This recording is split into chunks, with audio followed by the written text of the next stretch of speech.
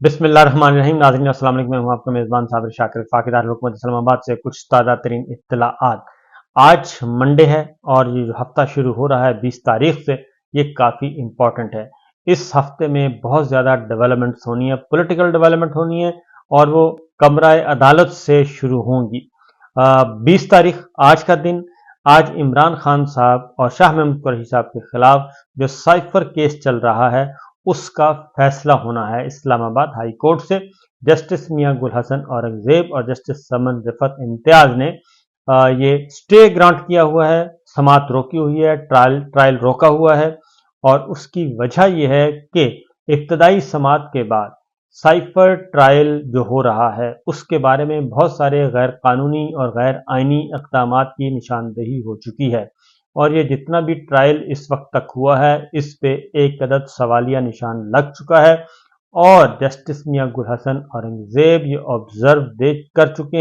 Observation दे चुके हैं कि अगर सारे का सारा रिकॉर्ड पेश ना किया, अटॉर्नी जनरल को कहा है अगर रिकॉर्ड पेश ना किया और वो रिकॉर्ड जो पेश किया जाएगा उससे अदालत मुतमईन ना हुई तो अब तक जितना भी ट्रायल हुआ है, फर्द जुर्म आयद हुई है, गवाहों के बयानात रिकॉर्ड हुए हैं, वो सारे के सारे अंडू हो जाएंगे, यानी कि घड़ियां पीछे की तरफ लौटा दी जाएंगी और ऐसे तस्वुर किया जाएगा कि जैसे अभी तक साइफर ट्रायल शुरू हुआ ही नहीं। इब्तदाई समातों के बाद जस्टिस मियां गुल हसन औरंगजेब और जस्टिस समन रिफत इम्तियाज ने ट्रायल सस्पेंड किया हुआ है। 2 समातों पे काम नहीं हो सका, ट्रायल नहीं हो सका और 3 गवाहों के बयानात रिकॉर्ड हुए हैं, वो भी इस वक्त सवालिया निशान बन चुके हैं। आखिरी हियरिंग पे जो ऑर्डर पास किया था तहरीरी हुक्मनामा, उसमें ये कहा गया था कि बादियुन नज़र में चेयरमैन पीटीआई इमरान खान के जेल ट्रायल को ओपन ट्रायल नहीं कहा जा सकता और जेल ट्रायल के लिए पेश की शराइत पूरी करने की कोई दस्तावेज रिकॉर्ड पर नहीं लाई गई और अगर ऐसी कोई दस्तावेज मौजूद है तो आइंदा समाअत पर अदालत में पेश की जाए। अटॉर्नी जनरल ने बताया कि वफाकी काबीना ने चेयरमैन पीटीआई के जेल ट्रायल की मंजूरी दी है। अटॉर्नी जनरल वफाकी काबीना के फैसले की कॉपी अदालत के सामने पेश न कर सके। अटॉर्नी जनरल दूसरी समरी भी पेश न कर सके जिसकी बुनियाद पर काबीना ने फैसला किया। केस के इंसाफ पर मबनी फैसले के लिए मतलूबा दस्तावेजात रिकॉर्ड पर लाना लाजिम है। इन्हीं दस्तावेजात की रोशनी में अपील कुनिंदा के बुनियादी हकूक यानी कि इमरान खान साहब के बुनियादी हकूक मुतासर करने के कानूनी नुक्ते पर भी फैसला करना है। अदालत साइफर केस के ट्रायल पर आइंदा समाअत तक हुक्म इम्तनाई जारी करती है। तो समाअत आज फिर दोबारा होगी इस्लामाबाद हाई कोर्ट से। जस्टिस मियां गुल हसन और जस्टिस समन रिफत इम्तियाज ये दोनों सुनेंगे और इसमें अभी ये समाअत चल रही है, ये ऑर्डर पास किया है तो जस्टिस मियां गुल हसन औरंगजेब साहब के खिलाफ बाकायदा तौर पे सोशल मीडिया पे और इलेक्ट्रॉनिक मीडिया पे, डिजिटल मीडिया पे एक कैंपेन भी लॉन्च करने की कोशिश की गई। जस्टिस मियां गुल हसन औरंगजेब साहब को मैं ज़ाती तौर पे साल 2000 से जानता हूं क्योंकि साल 2000 से पहला तारुफ इनका मेरे साथ हुआ था। उस वक्त जब मैं नवाए वक्त के लिए कोर्ट रिपोर्टिंग करता था और एसजीएस कोटकना केस मोहतरमा बेनज़ीर भुट्टो और आसिफ जरदारी साहब के खिलाफ जो था उसमें हफीज पीरजादा साहब जो है वो मोहतरमा बेनज़ीर भुट्टो और आसिफ जरदारी साहब की टीम को हेड कर रहे थे, लीगल टीम को, और उसमें जस्टिस मियां गुल हसन औरंगजेब जो हैं वो उस वक्त बतौर वकील, बतौर नौजवान वकील के उस टीम का अहम हिस्सा थे। इसलिए वो बड़े नीट एंड क्लीन हैं और बहुत टू दी पॉइंट और प्रोफेशनल, पढ़े लिखे, और उनके खिलाफ अब बाकायदा तौर पे गंद उछालना शुरू किया गया है, गंद मैं कहूँगा बाकायदा तौर पे, और अब उनके खिलाफ जो खबर है वो उनकी खबर की वजाहत भी आ चुकी, तरदीद भी आ चुकी और उन पर इल्ज़ाम लगाया कि वो कोई घर अलॉट करवाना चाह रहे हैं जबकि वो जज हैं, उनको अलाउ है घर अलॉट करना। और जिस तरीके से ये स्टोरी ट्विस्ट करके छपवाई गई वो अज खुद एक शर्मनाक काम है।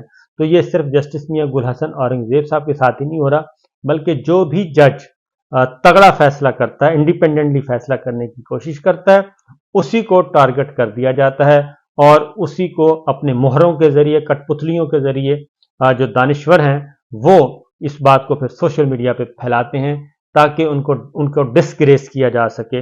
یہ جسٹس مظاہر علی اکبر نقوی صاحب کے ساتھ بھی ہو چکا ہے, یہ جسٹس اعجاز الاحسن صاحب کے ساتھ بھی ہو چکا ہے, یہ جسٹس محسن اختر قیانی صاحب کے ساتھ بھی ہو چکا ہے. یعنی جو بھی جج آئیں گے, جسٹس عائشہ ملک صاحب کے ساتھ ہوا. جیسے جیسے کوئی جج اپنی اوپینین دے گا اور جو اسکرپٹ کے برعکس آئین اور قانون کے مطابق چلے گا, اس کو ٹارگٹ کیا جاتا ہے.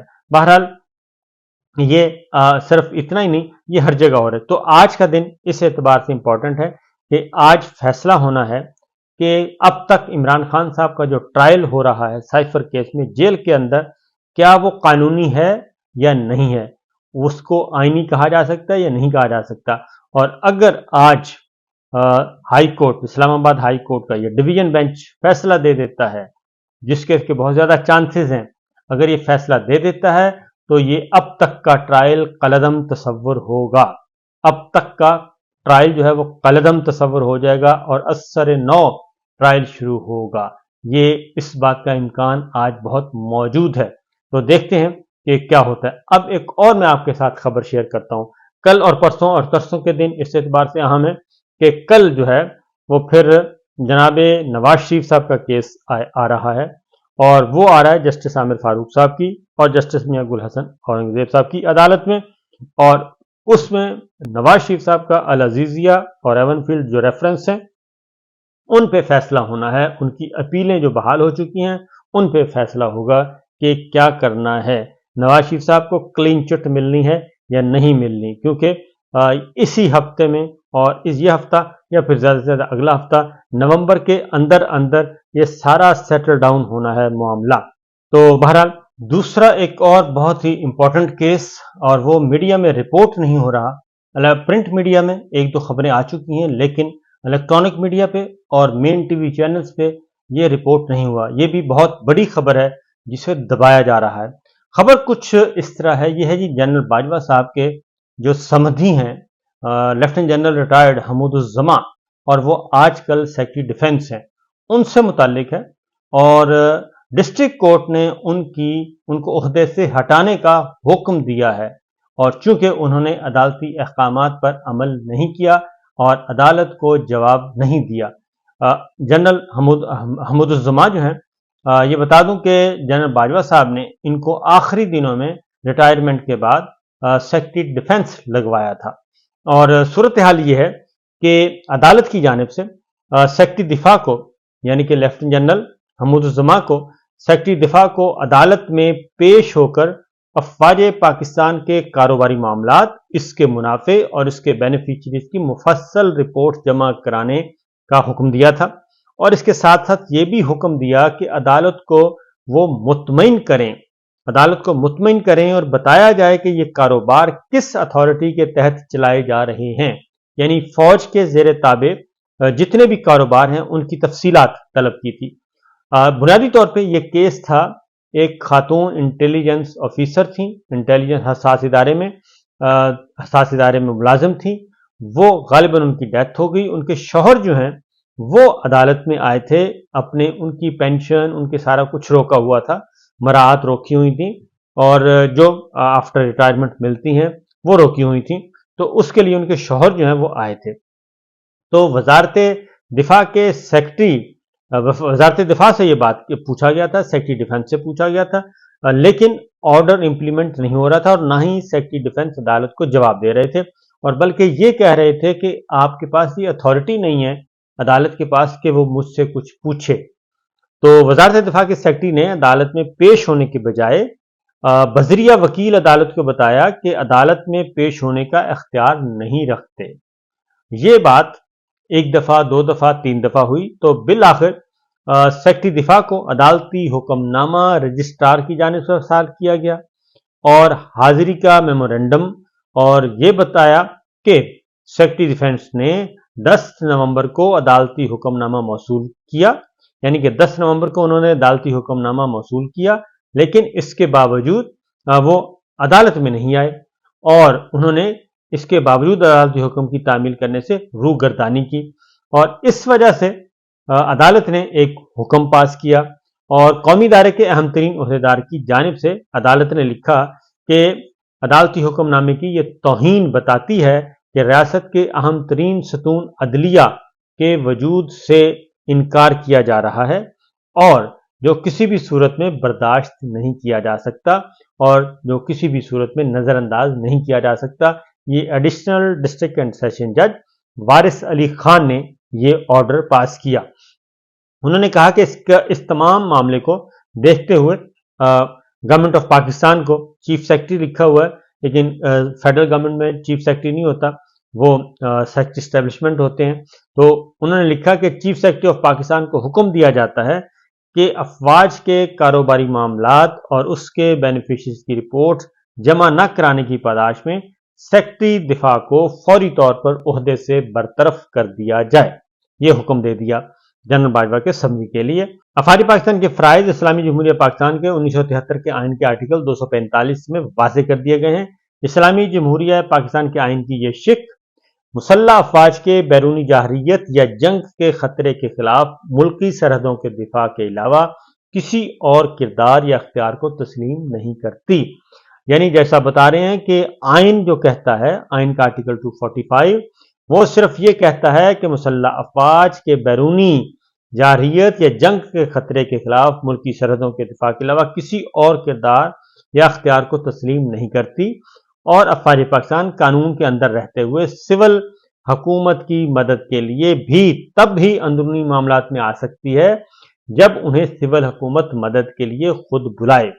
تو اس لیے انہوں نے کہا کہ یہ جو چلائے جا رہے ہیں کاروبار، کیونکہ اس خاتون کو امرات نہیں دی جا رہی تھی اور ریٹائرمنٹ کے بعد ان کے ورثہ کو، تو وہ سارا کچھ چل رہا تھا۔ تو اس لیے انہوں نے کہا کہ یہ جتنے بھی کاروبار فوج چلا رہی ہے، اس کا کوئی آئینی اور قانونی حیثیت ہے تو ہمیں آ کے بتائیں۔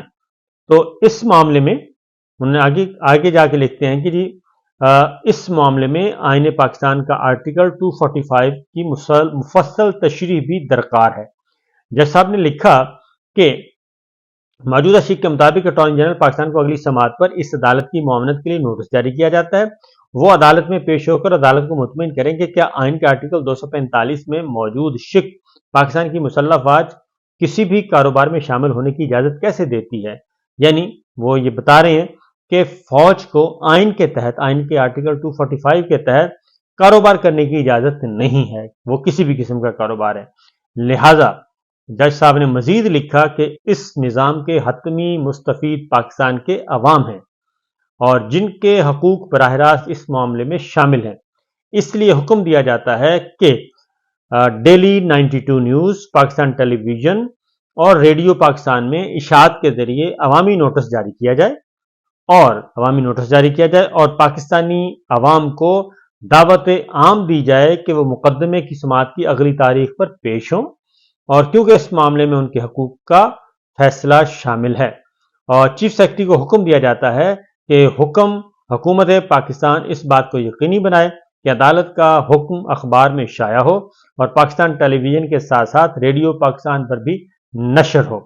یہ آرڈر پاس کیا اور یہ بڑا ہی کلاسیکل آرڈر ہے ایڈیشنل ڈسٹرکٹ اینڈ سیشن جج وارث علی خان صاحب نے، اور اس کے بعد اگلی ہیئرنگ تھی منڈے کی، لیکن ہوا یہ، بلکہ اس کی تاریخ منڈے کی تاریخ تھی، اور اس کے بعد ہوا یہ کہ فوری طور پہ ایڈیشنل ڈسٹرکٹ اینڈ سیشن جج کو تبدیل کروا دیا گیا اور انہیں OST بنا دیا گیا، اور ساتھ ہی یہ لکھا کہ وہ مزید یہ کیس نہیں سنیں گے اور آنے والے جج سنیں گے۔